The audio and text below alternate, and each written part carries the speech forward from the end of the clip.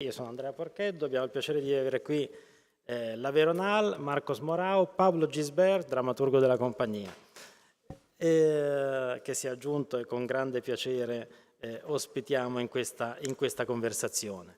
La Veronal, lo sapete, è un barbiturico dall'azione ipnotica, usato molto spesso nei suicidi. Era molto caro a Virginia Woolf, ad esempio. Ma è anche una compagnia spagnola. Se voi digitate su Google è divertente, perché vedete prima appunto la parte medicale, e subito dopo vedete riferimenti alla compagnia di Marcos Morao. Allora, prima domanda, banalissima ma evidente: perché questo nome? Bueno, quizás es la pregunta más difícil, ¿no? Nosotros cuando hay un momento en la vida en el que tienes que intentar ponerte un nombre y definirte de alguna manera, ¿no? Y estábamos un poco perdidos. Y entonces todo empieza como un chiste, como una broma, como una aproximación a una idea. Oye, pues nos llamamos así, ok, vale. Y nosotros, yo personalmente, me considero un gran aficionado a la lectura de Virginia Woolf y me gusta mucho su figura como escritora y su figura como persona, ¿no? Y en una de las biografías que escribió su sobrino, yo estaba un poco, mientras estaba leyendo el libro, estaba pensando en la caza y captura de algún título, de algo que me diera el libro para yo poder identificarme con ella y al mismo tiempo con mi trabajo, ¿no?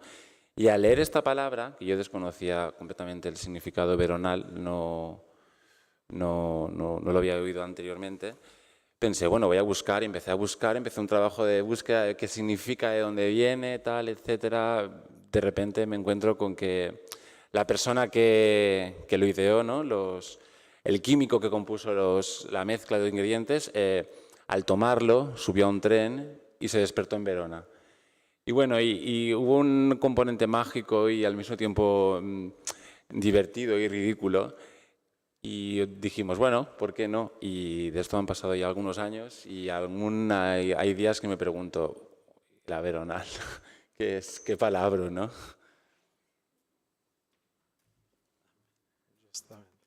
A Verona, chissà, c'è qualcosa forse su Verona anche di shakespeariano.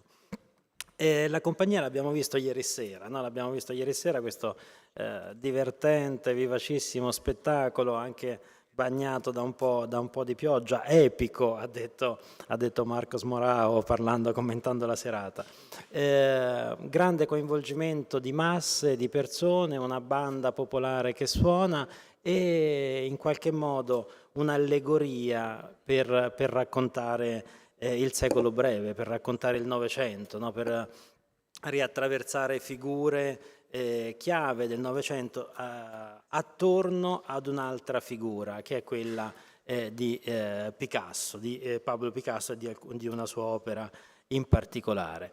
Allora vorrei appunto chiedere ai nostri ospiti, sia a Pablo che a Marcos, come è nato questo spettacolo e come si è evoluto nel tempo e come si è adattato poi in spazi differenti come quello veneziano. Ok. Bueno, siempre hay que aprovecharse de las cosas que te van llegando, ¿no? Y corría el año 2009 y desde el Museo Picasso de Barcelona se nos sugirió hacer una pieza de nuestro repertorio adaptada al propio edificio, ¿no? Y una vez más pensamos, ¿cómo vamos a adaptar una pieza de las que tenemos y la vamos a llevar al Museo Picasso si podemos concebir una nueva? Y así fue. Fuimos a visitar la plaza, el fantasma del site specific, de intentar hacer algo en un lugar, nunca lo habíamos hecho tan específicamente como en aquella ocasión. Y así fue, empezamos como una idea aproximada a la vida y obra de Pablo Picasso. Teníamos claro, tanto Pablo como yo, que no nos interesaba tanto hablar de su obra artística como de su personaje. Era algo que esto sí que desde el inicio estuvo latente en nuestra idea, la aproximación. Y lo que sí que es cierto es que la pieza ya nació con la voluntad de no ser una pieza con gente propia de la compañía, sino que fuese una pieza que utilizar a gente ajena a nosotros y enfrentarla y ver qué surgía. Y empezaron a chocar cosas. Chocamos bailarines con gente que no había bailado, chocamos idea de intentar hacer una cosa en un espacio, en un teatro, llevándola a un museo, a la piedra. Empezamos a adaptarnos al espacio, empezamos a descubrir una serie de artefactos escénicos que desconocíamos o que no habíamos tenido ocasión de utilizar anteriormente. Y empezó o también como un chiste, luego nos lo volvieron a pedir en Barcelona, luego nos lo pidieron en Brasil, luego hemos llegado a Venecia y siempre ha estado el mismo modo operandi, siempre ha sido el mismo: trabajar con gente que no tenga que ver con la compañía y trabajar en un lugar no convencional, que no sea una sala o un teatro, y que sea un lugar en el que la pieza pueda dialogar y que el espectáculo pueda adaptarse y pueda, como os digo yo siempre, chocar. ¿Qué pasa si pongo esta pieza en este contexto? ¿Qué pasa si pongo a mis bailarinas o a mi equipo con gente que no tiene que ver con nosotros? Se genera un océano de dudas y de posibilidades en el cual uno se siente a gusto e incómodo. No sé si Pablo quiere puntualizar algo. Hacer algo en la calle es muy difícil, sobre todo para lo que es captar la atención. Para dirigir algo, intentar contar algo. Nosotros en las piezas siempre intentamos contar cosas que son piezas con significado. No son, evidentemente está claro que hay abstracción, pero intentamos proyectar un significado en las piezas y hacer algo, intentar construir una narración en la calle es muy difícil porque las condiciones climatológicas, los sonidos, los coches, los perros, la lluvia, todo el rato imposibilita el discurso constante y lo hace un poco ligero. Entonces, es una pieza que es una pieza de calle, hecha para la calle, construida con una composición completamente desde la calle y para la calle, y era nuevo para nosotros cuando empezamos a hacerlo hace 3 años, cuando hicimos por primera vez Los pájaros muertos. Nosotros siempre trabajamos piezas escénicas que tienen cabida en un escenario, y entonces hemos intentado ver cómo funcionan los mecanismos para construir teatralidad, una narratología y una dramaturgia en un espectáculo en la calle. Ecco, ma andando più nello specifico della creazione drammaturgica e anche della creazione coreografica, come avete lavorato, come avete iniziato a lavorare da questa suggestione di Picasso, della strada, il lavoro professionisti e dilettanti, ma come poi tutto questo si è tradotto in pagina, in qualcosa di concreto? Ok. Hablo del primer paso como si todo estuviese ordenado, pero el primer paso va con el segundo y va con el cuarto y con el quinto y va todo a la vez y vas avanzando y vas creando. Pero sí que es cierto que yo conocía a Pablo Picasso como lo puede conocer un español o alguien relacionado con el mundo del arte. Tengo cierta atracción por él, pero no soy un gran conocedor, no fui un gran conocedor en aquel entonces. Entonces, a partir de la idea de ubicarnos, porque aquí lo que mandaba era el tema Pablo Picasso, ¿no? Empezamos a descubrir más profundamente su figura, más profundamente su obra y su no obra, ¿no? Y su persona, ¿no? Que al fin y al cabo es lo que condiciona su obra. Y entonces, poco a poco, como he dicho anteriormente, nos dimos cuenta de que Pablo Picasso estaba ahí latente, pero que nosotros a quien queríamos homenajear era sobre todo al contexto que le tocó vivir a Pablo Picasso, ¿no? Fue uno de los pintores más longevos que ha tenido todo el mundo y toda la humanidad, porque vivió 93 años y, desgraciado o afortunadamente, le tocó vivir un periodo de la historia completamente apasionante, ¿no? Sabemos que vivió la Primera Guerra Mundial, la Segunda Guerra Mundial, estuvo con la Guerra Civil Española, vivió en Francia, vivió en España, o sea, le tocó vivir una serie de circunstancias completamente detonadoras de su estilo, ¿no?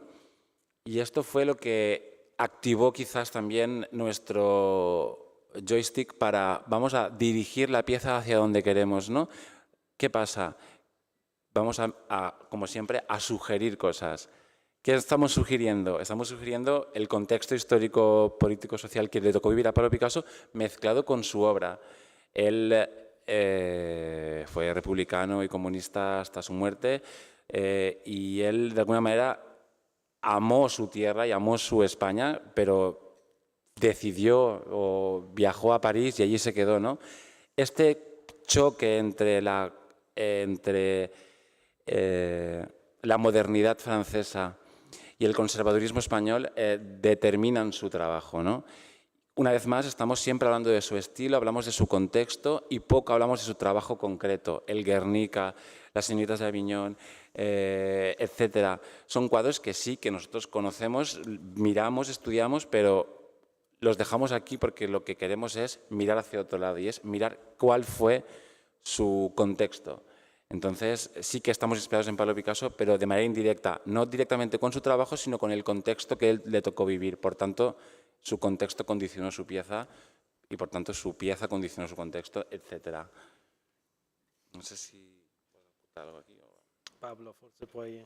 Yo siempre he pensado que España empieza en los Pirineos, porque siempre he pensado que Europa empieza en los Pirineos, que España es un país que hemos pasado por 40 años de una cosa muy rara. Entonces, en la pieza está esta España negra y en contraste con la modernidad francesa o un país que de alguna forma ha intentado purgar todo el rato una actitud fascista. Entonces nosotros, con 40 años de experiencia en esto, utilizamos la figura de Picasso como un puente que va desde España hasta París para aprovecharse de estas ideas. Y en la pieza se ve de una forma un poco simbólica, un poco naif incluso, porque no se puede profundizar mucho por todo lo que implica la calle, un espectáculo de calle. Porque nosotros utilizamos en nuestros espectáculos mucho la palabra, nos gusta mucho la palabra. Entonces la palabra en la calle se pervierte, se pierde, se escampa. Entonces este espectáculo no tiene palabras, hay nombres, es objetivo claro, utilizamos los nombres de los personajes políticos, músicos, artistas, pintores, hombres y mujeres, como claims publicitarios para hacer una especie de puntos marcando un recorrido alrededor de la vida de Pablo Picasso, que sería un viaje desde Málaga hasta París. Y en este camino aparece Andalucía, aparece Cataluña y aparece, por supuesto, el centro neurálgico que fue París para él. Mi vengono due temi importanti. Il primo è l'elaborazione collettiva di Francisco Franco, della dittatura, qualcosa che in Italia non è stata ancora fatta, scusate, non è stata ancora fatta per Mussolini. Ma mi sembra che in Spagna questo tema sia ancora vivo. Abbiamo visto anche in Angelica Liddell, nel suo Riccardo III, costanti riferimenti alla figura di Francisco Franco. E anche nel vostro teatro, nel vostro spettacolo, Pájaros Muertos, appunto per ambientazione, per contesto, questa Spagna nera viene fuori in modo molto, molto forte, molto macabra. Perché c'è questa attitudine? Cosa sta succedendo?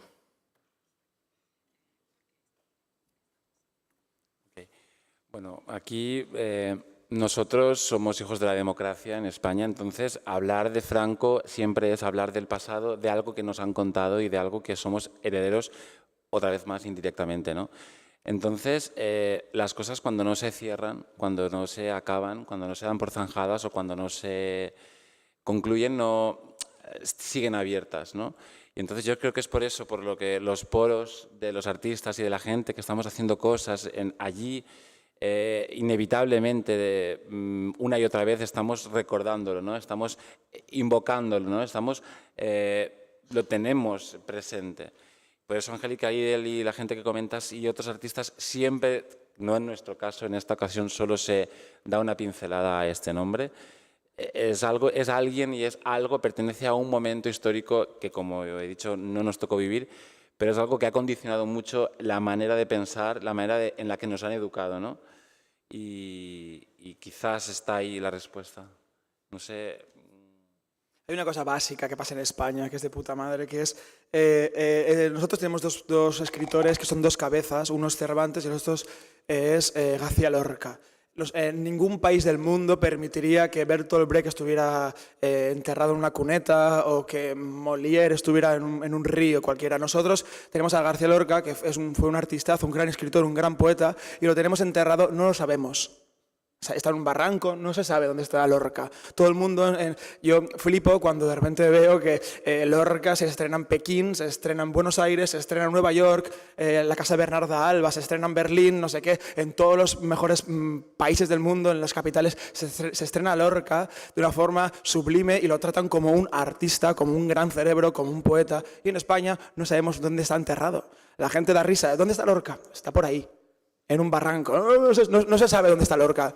Evidentemente, tú vas a Berlín y vas a ver la tumba de Bertolt Brecht, tú vas viendo tumbas, porque en el fondo ver tumbas es un poco turístico y a todos nos gusta, pero nadie sabe dónde está la tumba de Lorca. Evidentemente, todo esto arrastra hasta el día de hoy. Y bueno, la situación española, como podéis ver, ahora mismo el teatro español es bastante político, es bastante directo, no admite dobles juegos, no está jugando el mundo de la abstracción, es figurativo.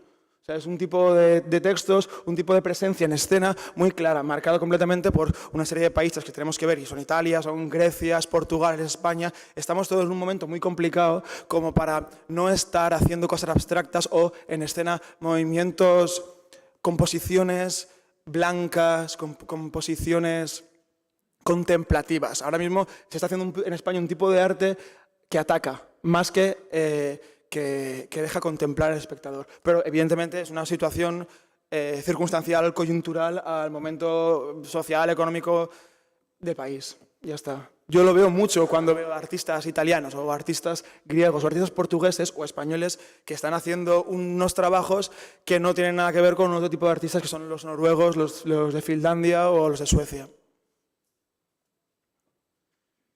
Certo. E anche per essere così all'attacco, come stava dicendo Pablo, avete scelto l'ambientazione della strada, no? Questa coralità, questa popolarità, il che significa anche ripescare delle forme, la banda in scena, l'uso dello spazio, delle forme tradizionali di teatro. Perché questa scelta?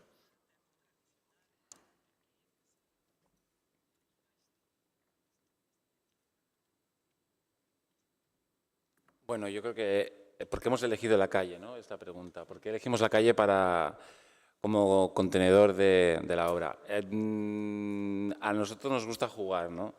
Y creo que a los que creamos, a los que nos sentimos con la libertad de poder crear, la calle nos dificulta el proceso, ¿no? Nos pone baches constantemente, ¿no? El ruido, ya no solo físico, ya no solo auditivo, sino el ruido que te proporciona la calle incomoda, pero al mismo tiempo queremos usarlo, queremos aprovecharlo, ¿no?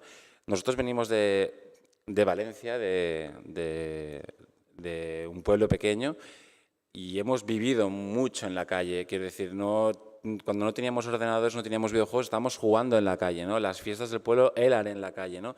Y para nosotros la calle siempre ha sido como algo a lo que está relacionado con lo lúdico, que está relacionado con el juego, con lo festivo. Y yo creo que este fantasma del niño siempre nos ha perseguido y siempre ha estado dentro de nosotros. Y siempre cuando, por ejemplo, llegamos a la plaza de San Francesco y vimos la plaza, empezamos a pensar, y ahora pasará uno por el río, por el canal, y ahora cruzarán dos el puente, y ahora se tirará una mujer de un balcón. Claro, empezamos a visualizar y a ver cosas que muchas de ellas son imposibles, ¿no? Pero la capacidad de crear y la capacidad que tiene un niño de intentar pervertir un espacio que aparentemente no se usa para presentar una pieza de danza es infinita.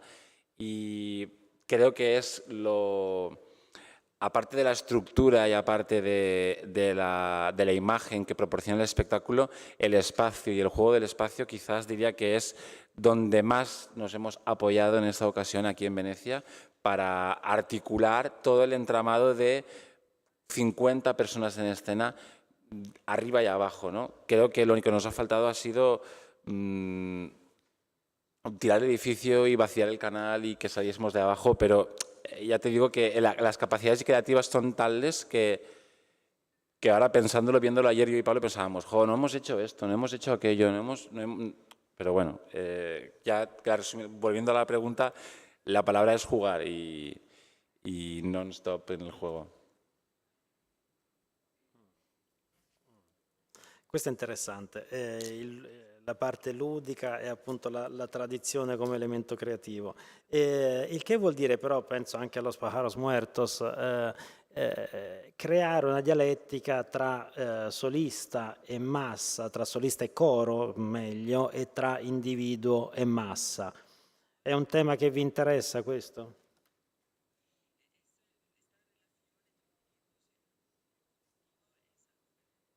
Quale dialettica è possibile appunto tra l'individualità e la coralità?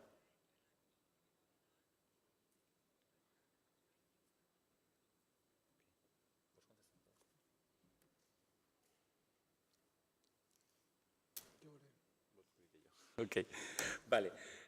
Bueno, aquí, aparte de la relación entre el individuo y el colectivo, que podría ser otro tema a tratar, también inevitablemente lo que pasa en esta pieza es que la pieza es como un mapa, ¿no? La cartografía de la pieza ya está diseñada, ¿no?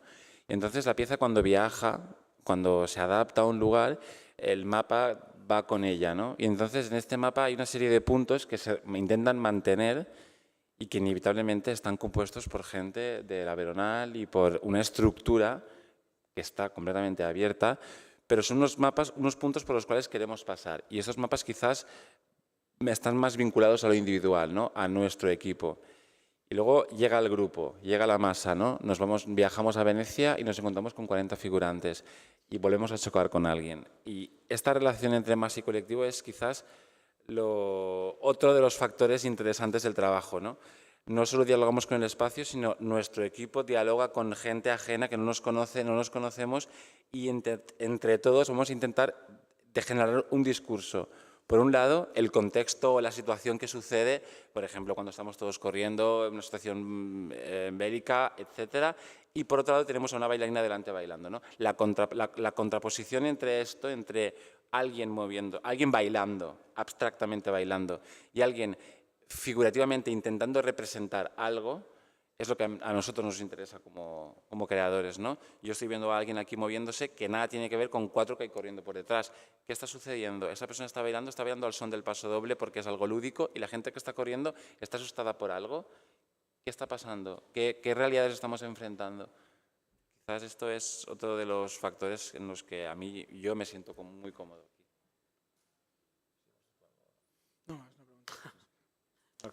Ok. Recentemente Venezia ha ospitato la Biennale Danza diretta da Virgilio Sieni, e 2 temi sono emersi da quella Biennale che mi piace anche riproporvi. Il primo, un costante riferimento alla pittura classica, contemporanea, comunque un immaginario legato molto fortemente alle arti visive. So che Marcos Morao viene in qualche modo anche dalla fotografia, anche da altri studi non solo legati alle arti performative. L'altro tema, l'altro punto di domanda della Biennale era proprio il corpo nello spazio, no? Cioè quale valenza politica può avere il corpo che danza in uno spazio.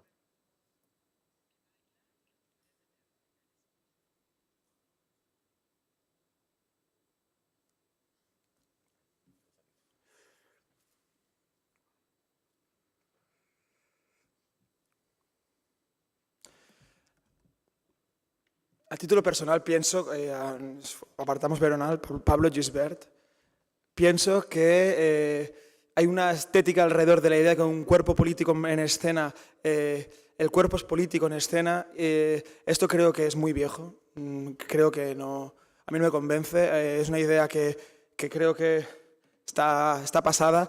Los cuerpos en escena son estéticos, no son políticos.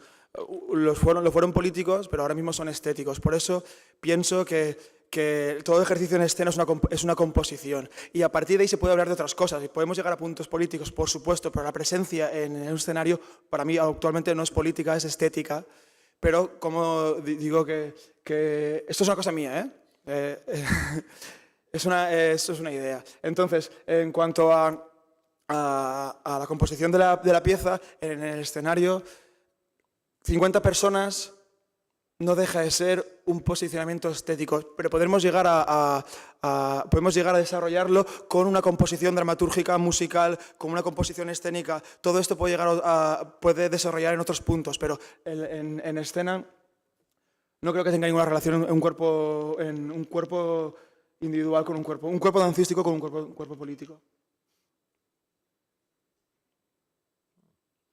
Questo è molto interessante. Tra poco vi do la parola. Prima però vorrei che i nostri ospiti ci raccontassero un loro lungo progetto iniziato nel 2009, una sorta di decalogo delle città che per certi aspetti fa venire in mente anche la tragedia Endogonidia di Romeo Castellucci, con cui parleremo tra poco. Un viaggio creativo, artistico, di indagine, quasi anche antropologico per tanti aspetti, che ha toccato, me li sono appuntati qua, Svezia, Maryland, Finlandia, Russia, Copenaghen, Islanda e Siena, se non sbaglio.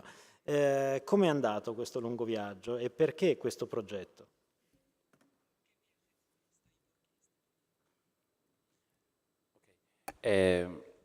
A mí, como ya he dicho anteriormente, me gusta apoyarme en algo para poder llegar a otro sitio, ¿no?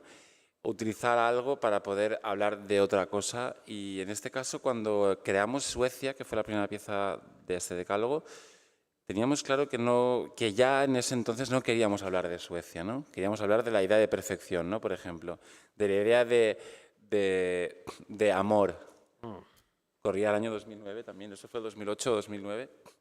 Y entonces Suecia, como país, pongo Suecia porque fue la primera, no estaba en el escenario, ¿no? La idea de Suecia, lo que existía era la idea de Suecia. ¿Qué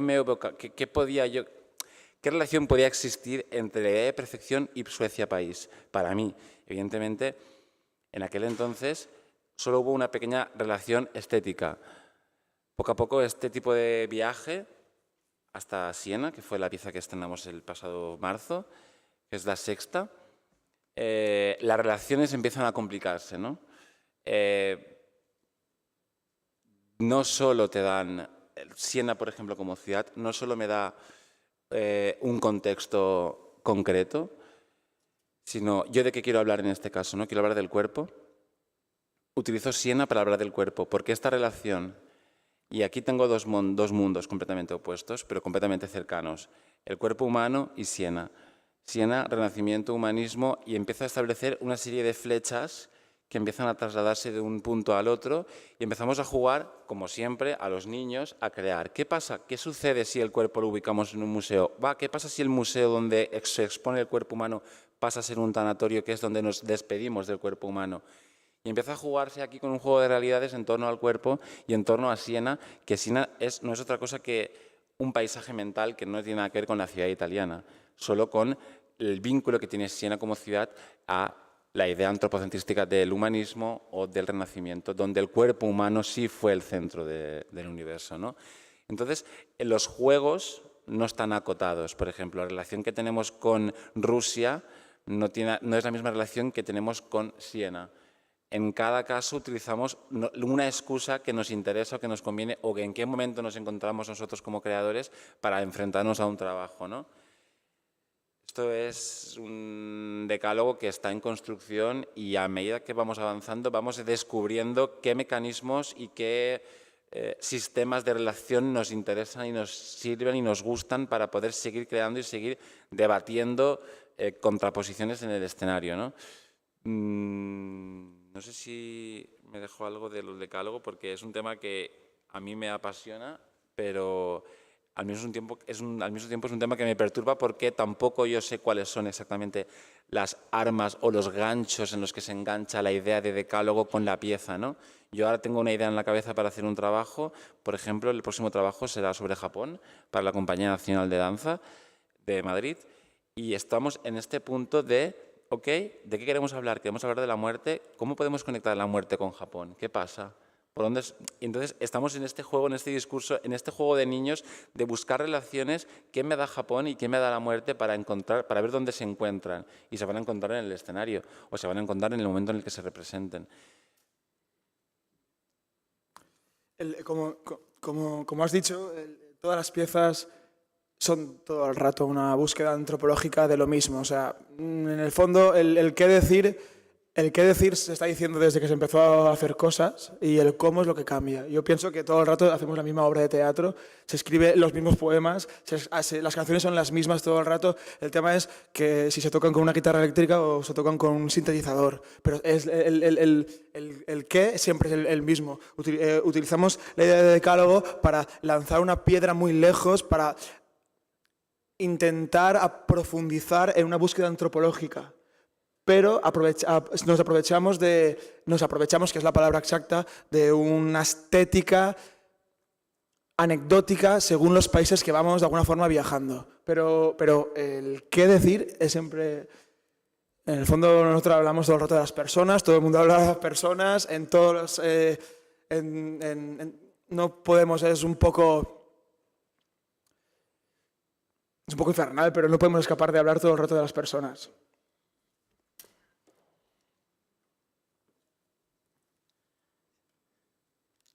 Sì, io però sono un po' tonto, sono un critico, quindi sono tonto.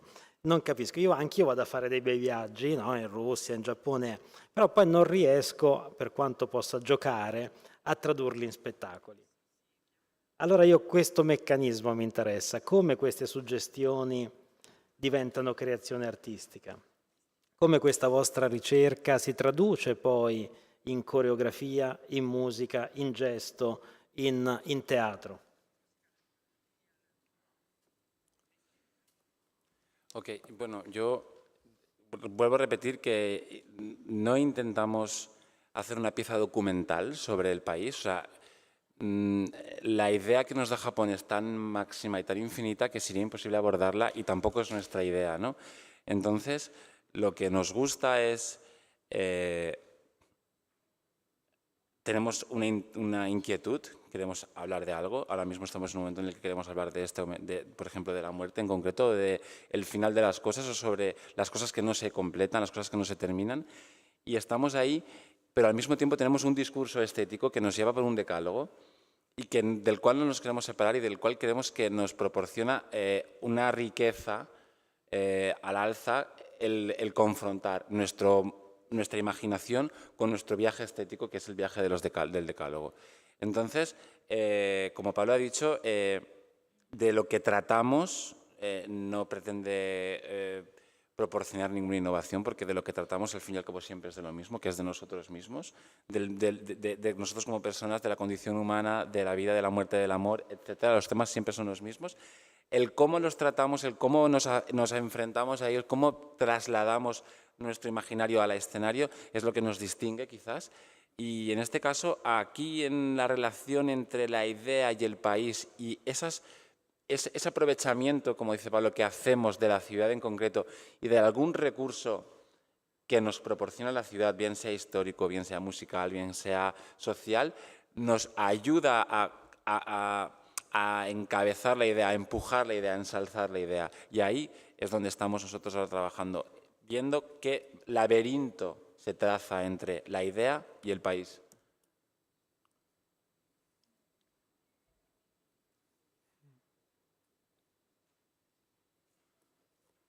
La creazione resterà sempre un mistero.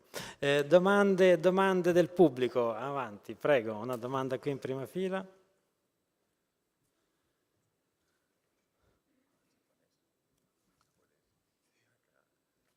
Funziona il microfono? No, Per caso sono giapponese, quindi italiano non è mia lingua materna.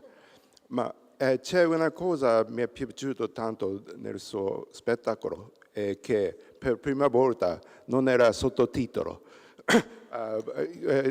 Ci sono tanti, per esempio, spettacoli di Angelica, è bravissima, anche quello di Christian Lupa è bravissima, ma qualche volta seguire 4 ore sottotitolo, no? Questo dialogo difficile di Thomas Bernhard non è molto facile, ma ieri per qualche ragione la prima volta non era sottotitolo. spettacolo di Castellucci è il suo spettacolo molto diverso, ma per caso non c'era sottotitolo. Questa è la mia domanda. Voi provate di evitare un testo troppo lungo o troppo strutturato? Questo è il mio io penso che se questa è scelta, va benissimo in Giappone, perché un po' il testo disturba, no? La concentrazione alla danza. Seconda domanda è che io sono molto impressionato dalla musica e soprattutto dalla musica della marcia. E penso che la marcia ha significativo molto importante nella vita spagnola. Come lui ha detto che voi avete detto che la festa è collegata alla festa, primo, e poi collegata anche a Franco, è collegato anche alla processione, come dire, liturgia, come Semana Santa, c'è questa marcia molto triste della marcia. Quindi volevo chiedere qual è il significativo che questa marcia ha al suo spettacolo.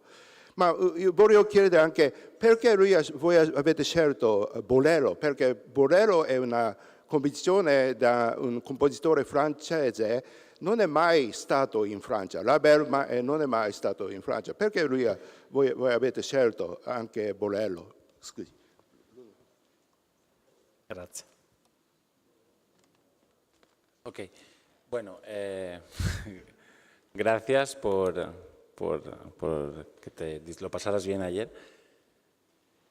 Sobre lo que hablamos de la palabra y la no palabra, nosotros aquí tenemos un dilema porque te has encontrado con quizás el espectáculo que menos palabra tiene y donde la palabra en este caso solo viene dada por una declamación de nombres que conforman un texto, pero que evitablemente no tienes que leer porque los entiendes perfectamente, ¿no? Pero nosotros aquí nos debatimos entre la vida y la muerte, entre la palabra y la no palabra, y entre la abstracción y la figuración, porque si bien es cierto que utilizamos la danza como lenguaje primordial, sí la palabra nos da una dimensión completamente figurativa y completamente entendible y inteligible que conecta rápidamente, ¿no? La abstracción, el ejercicio de síntesis que hace la abstracción es mucho más sutil y es mucho más difícil de entender, ¿no? Yo veo la pieza de ayer, por ejemplo, y no hay texto, y yo soy el que estoy digiriéndolo y el que estoy inventándome qué estoy viendo. Cuando me enfrento a una palabra, la palabra abre un pozo de significados y de mensajes que sigue siendo apasionante, pero entiendo que el colofón de palabras pueda saturar a la hora de ver un espectáculo cuando encima estás leyéndolo, ¿no? Esto por un lado, ¿no? Nosotros, como compañía, como Veronal, nos apasiona este puente entre la danza y la palabra, entre la abstracción y la figuración. Es algo que yo no me canso de decir y es algo que creo que nos define y al mismo tiempo nos perjudica, ¿no? Porque la danza te da una dimensión que te quita la palabra y la palabra te da una dimensión que te quita la danza, ¿no? Cuando las enfrentas, una vez más chocando dos cosas completamente opuestas, sucede esto, que llegas a un tercer estado o que te anula los dos y no te gusta ni la abstracción ni te gusta la figuración. Y ese es un riesgo con el que nosotros jugamos y es un riesgo que nosotros entendemos que provoca en el espectador. ¿Qué pasa con la música? Respondiendo a la segunda pregunta, si la abstracción hace un ejercicio de síntesis, la música lo hace todavía más, ¿no? La música es capaz de resumir la esencia de un país, ¿no? En la pieza de ayer, solo la música era necesaria para entender dónde estábamos y qué nos estaba tocando entender en aquel contexto, ¿no? Y el bolero de Ravel está inspirado en el bolero en el estilo español. Es un encargo que se le hizo a Maurice Ravel, contemporáneo de Pablo Picasso, y tiene algo que ver, por un lado, con la estética española, con la tradición española y con la modernidad francesa que le tocó vivir a Maurice Ravel, por tanto, contemporáneo de Pablo Picasso. Esto es un discurso ahora que parece que sea conceptual, ¿por qué Maurice Ravel y tal? Pero bueno, al mismo tiempo podía responder porque sí, y es una decisión artística y nos interesaba, pero inevitablemente sí que cosía fácilmente el tejido estético y social que vivió Pablo Picasso y que por tanto nos ayuda a enfrentarnos a él y a defender la idea. Gracias. Altre domande? Ci sono altre domande? Altrimenti ne ho subito una pronta io proprio su questo ultimo tema trattato da Morao, tra astrazione e figurazione. Mi piaceva capire meglio quali fossero allora i riferimenti culturali ed artistici della compagnia. Ci sono stili, modi o appunto artisti che hanno influenzato, che influenzano la loro creazione, il loro percorso? Bueno, yo me he formado he dicho anteriormente, en coreografía, en fotografía y en otras artes, pero no he experimentado la danza en primera persona en mi propio cuerpo. Y esto es algo que, como todo, me ha perjudicado y me ha beneficiado, ¿no? Por un lado, yo no he tenido la capacidad inmediata de poder traducir mi idea física y de vocabulario en los intérpretes, pero por otro lado me ha ayudado a intentar desarrollar conceptualmente cuál es el vocabulario o la idea de movimiento que a mí me gusta desarrollar, ¿no? Entonces aquí nos hemos encontrado con otros predecesores nuestros que sí que han intentado definir un vocabulario o un lenguaje propio, ¿no? Nosotros somos jóvenes, estamos en el camino, pero ya tenemos la certeza de que nos sentimos cómodos desarrollando un vocabulario abstracto, codificado y descodificado al mismo tiempo, porque el momento en el que lo descodificas lo estás codificando. Entonces, nosotros estamos cómodos en esta abstracción del movimiento y en este desarrollo del lenguaje y de nuestra propia marca en cuanto al movimiento. William Forsythe, por ejemplo, es uno de los creadores que inevitablemente a la gente que nos dedicamos al mundo de la composición y la danza nos salpica, ¿no? Él fue uno de los primeros que llevó a cabo un código más allá del ballet clásico que existía anteriormente e intentó codificar y definir cuál era su mecanismo y su modus operandi en este contexto.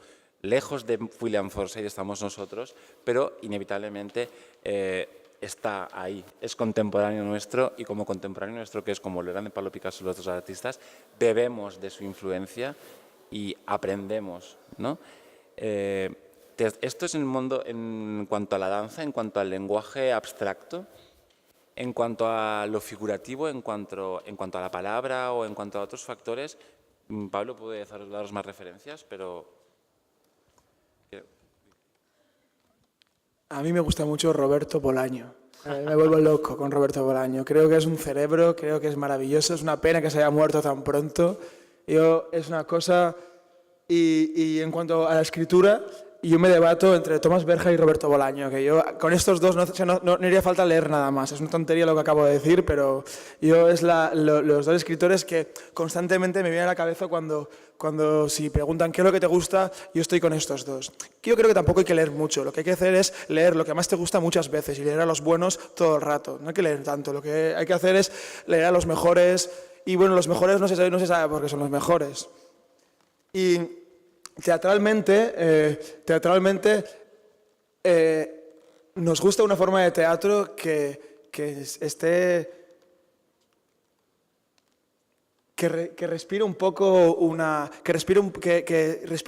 la creación contemporánea, que es una palabra que no me gusta mucho, pero sí que respire un poco una realidad que palpite en el año 2013. Entonces los espectáculos, cómo no, en el 2013 son esquizofrénicos porque nuestra realidad es muy esquizofrénica, tiene muchas caras, es multidimensional y por eso nosotros utilizamos la palabra, la danza, la escenografía, que es una forma de hacer teatro que no es nada nueva, pero que actualmente es la mejor forma de entender el hoy.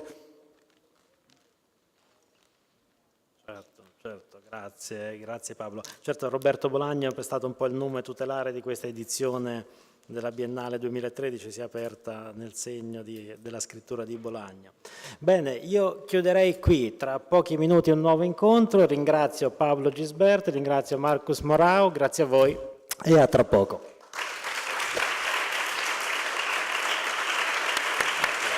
Gracias.